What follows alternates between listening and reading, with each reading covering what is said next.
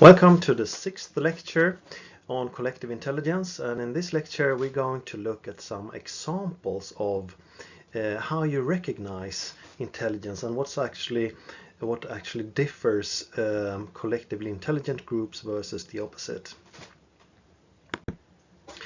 And this summary is based on research that was part of my dissertation, in which we followed 8 different microsystems over a period and participated in their meetings and made interviews of the participants, etc. And it was quite clear that these different teams achieved totally different levels of knowledge integration and what you could call collective intelligence. So if we look closer to that, what characterized the ones that acted as if they were more intelligent? Well, to begin with, just by asking the participants in the interviews on what their task was, there was a clear difference. In the groups with high knowledge integration, their answer could be 5-10 minutes long, and they were often very developed and contained a lot of different perspectives and aspects of the task. But at the same time, when you interviewed a number of people in the same teams, you could hear the similarities, even though they had these long explanations. So we interpret that as them having a complex but still largely common definition of the situation and the task. The other thing was that it was quite obvious that they needed to downplay authorities.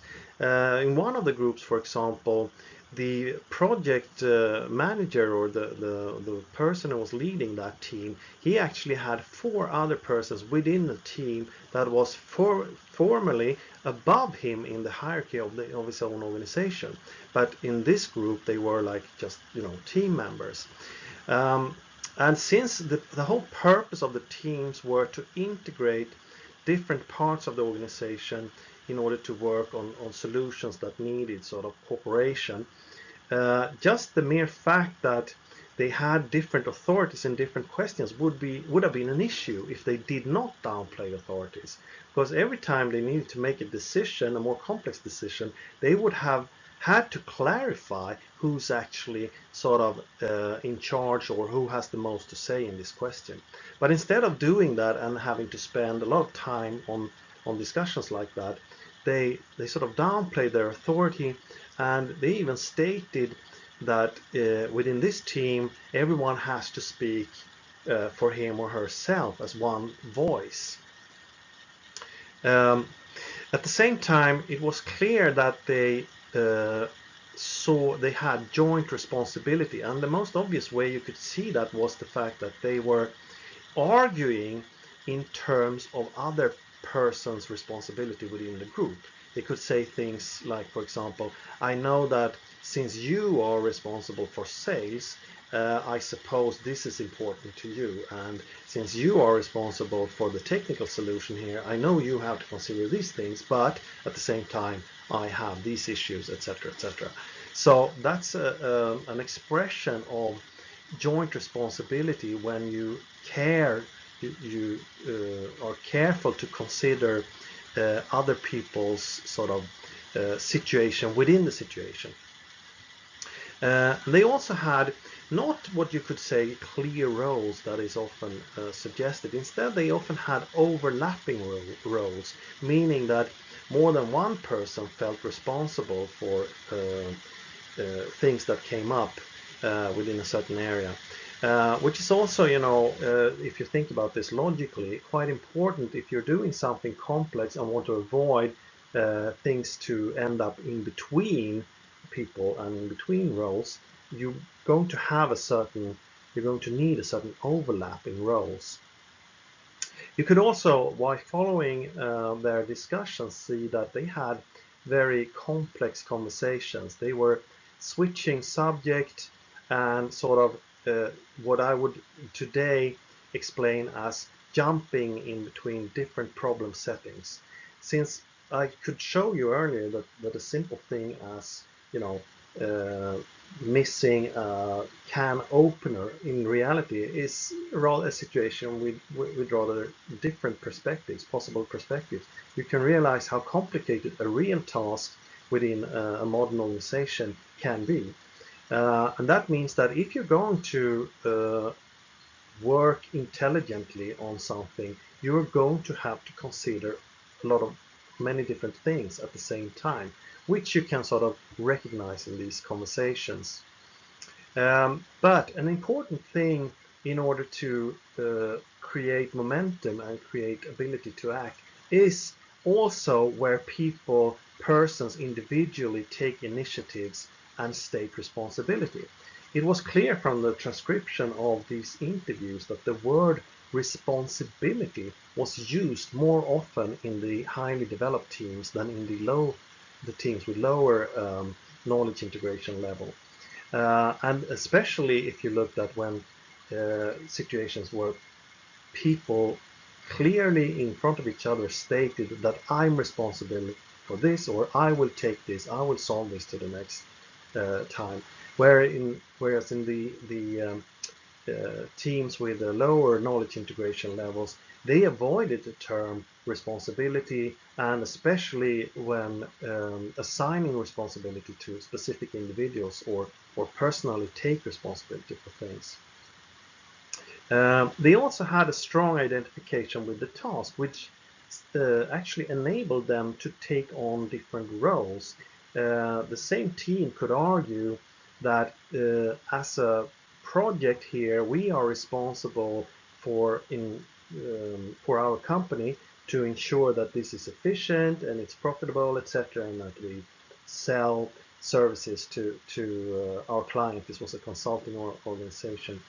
At the same time, they could reason and say, but sometimes we need to sort of take the side of the client here, because there are forces within our own organization that, if we don't watch out, could lower the quality level here, or we could oversell and things like that.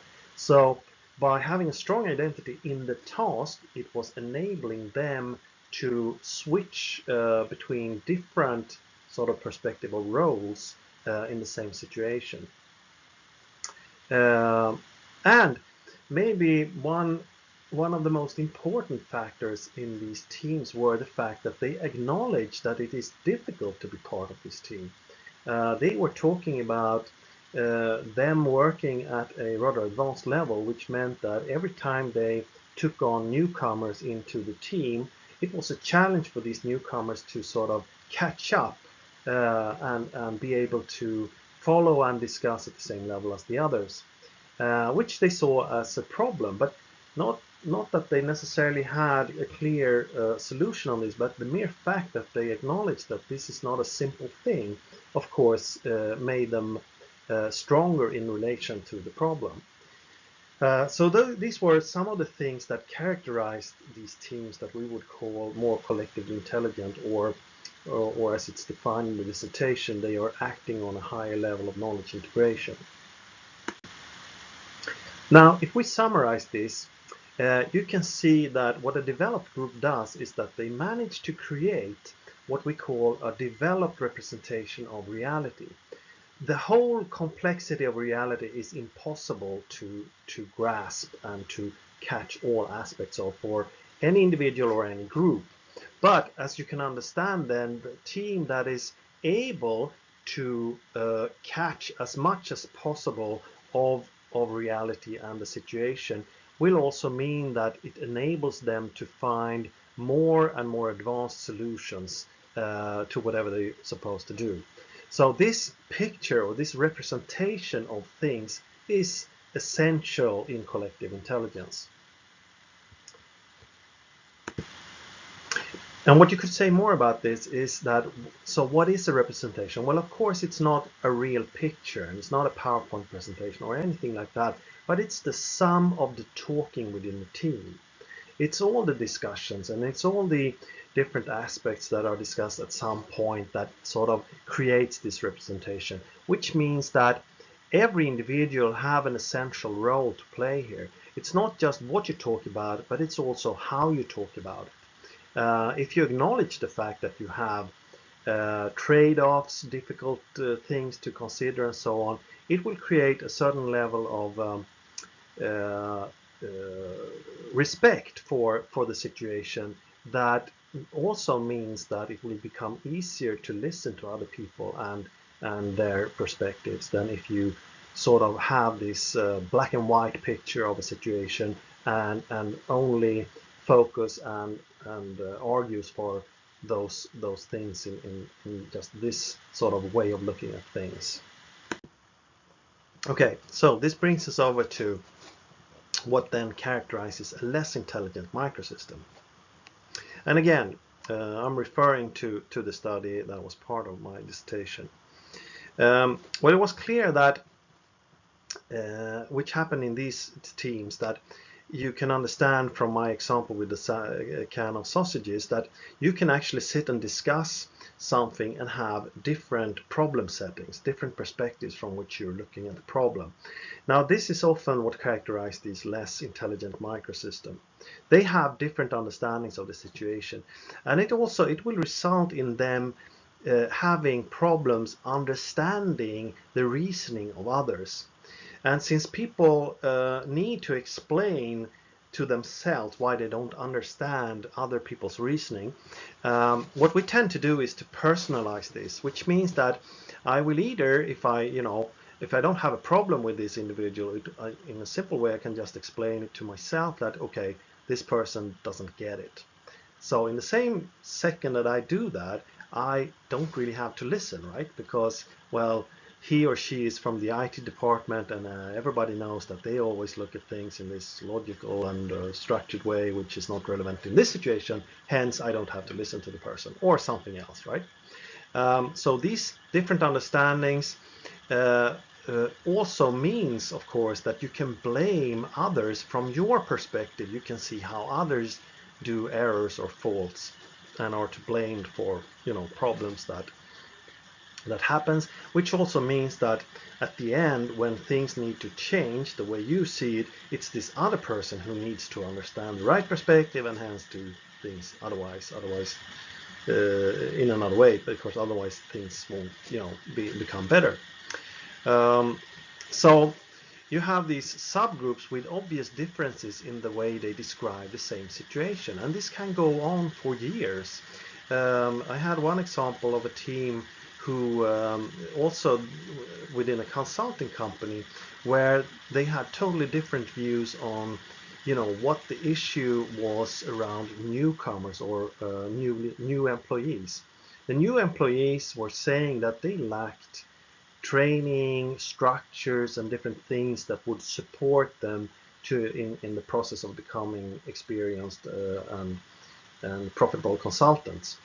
At the same time, the more experienced, the leaders of these teams and the more experienced consultants, they argue that, well, this is something you need to develop on your own. You need to learn yourself how to find your way in the organization, how to sell in a good way, and how to address problems. So that this is nothing structure can solve. Now, of course, if you think in a relaxed way on this, both sides here have some relevant arguments. However, they didn't reach a position where they could see that they both had, relevant things to say and things that needed to be addressed. Instead, it became easy for the leaders to explain why certain individuals succeeded and others didn't, just by, saying that, well, he or she was, able to find their own way here. And that, of course, should be possible for anyone else then in the team. And any failure could, for the new employees, be explained by the fact that we don't have any supportive structures and blah, blah, blah, and so on. And now, if you think about this, this situation had gone on for years in the same organization. And what does that really say about the organization? Well, they've stopped learning, right? They have a problem which obviously not both parties are not satisfied with, but they don't find a way forward in order to sort of solving this. Instead, they are locked down in two different positions where they see totally different solutions. And when they start discussing things, having these different perspectives and not acknowledging each other's perspectives creates the ground for conflicts, of course. And these discussions, when they also feel unable to move forward, become something in the end that you want to avoid or discourage, which was also quite obvious in these teams, that they talked a lot about these problems, but not together, not in their common meetings, but when they talked about the other parties or the other subgroups, then they were explicit in their critique and so on. But when they met, they tended instead to avoid discussing these things at all. And of course, in a situation like this, where the group doesn't feel competent, it doesn't feel efficient and able to solve its problems and so on, people will avoid being assigned personal responsibility, because it's a feeling of a handicap, right? You're in a team that are not able to succeed in what they're doing, and until you feel comfortable in this team's ability, you will try to avoid being singled out to do something where you implicitly may have to rely on other people solving other problems, right? So people tend to actually avoid even explicitly to talk about responsibility, and certainly personal responsibility. All in all, this meant that in order to explain the situation, what these teams did was actively define certain boundaries, things that they were talking about as, well, this is something that part or that group needs to work on, that this is not our problem, which was the total opposite of how the highly developed team were talking, where they saw issues as something common, not something that not that they couldn't acknowledge that a certain person was responsible for a certain activity, but an issue was something that needed to be resolved. Here, with these different representations, it also implies boundaries and more narrowly defined roles, which means that you can remain, according to your own interpretation, passive in situations where you can see action is needed, but at the same time, in your view, there's someone else that needs to act. So if we compare this, you can look at this illustration to sort of describe these differences. You have to the left, you have these developed groups, which sort of both enables to have a rather complex understanding of the situation, but also more or less common. They share a great deal of this picture at the end, which enables them to act as a team, to understand each other, and so on. So they have a chance to act intelligently. In the team on the right side, where you actually have different interpretations of the same reality, it means that what other people say from another perspective may not make sense in your representation, which makes things odd and makes the group feel disabled, and resulting in, of course, that they also feel insecure, and you have like a downward going spiral where things actually tend to end up in subgroupings with which are locked in different understandings of the situation, which of course makes it more or less impossible for them to act intelligently as a team. So, if we summarize this, you could say that collective intelligence in practice is built by the following factors. First of all, it is the understanding of the task, the representation, which is essential. It is how you talk about what you're doing, how you talk about the team and the situation. In a complex situation, that talk will have to be complex, of course. But in complex talk also resides the threat of being separated by different perspectives. So in addition to having a developed understanding of the situation, you also need to acknowledge the perception of others in the microsystem. And you need to treat relations so in a way so that you continue trying to understand other people's perspective. The time when groups fall apart is actually when relations become distant and cold, meaning that you can, within your own perspective and interpretation, start assigning explanations to people's behavior that sort of fits into your perspective, but you haven't really understood their behavior. Then you will have the situation that I described for the less developed team. And in this, it's essential to understand the individual responsibility. You can say that as a team member, you're working in a number of different dimensions at the same time. It's your responsibility in order to understand the representation and how you try to understand the situation. But it's also your responsibility the way you act in relation to others in the team. How much are you trying to support the process of creating a collective feeling? How much are you supporting the process of actually relating to others and so on? So you're playing in a team, and if you compare again with these like sport metaphors, you could say that trying to understand the system that you're going to play also means that you're going to constantly have to watch out both for what the team is doing and what you yourself is doing, and try to get these pieces to fit together. That's essentially the process of creating collective intelligence. Thank you.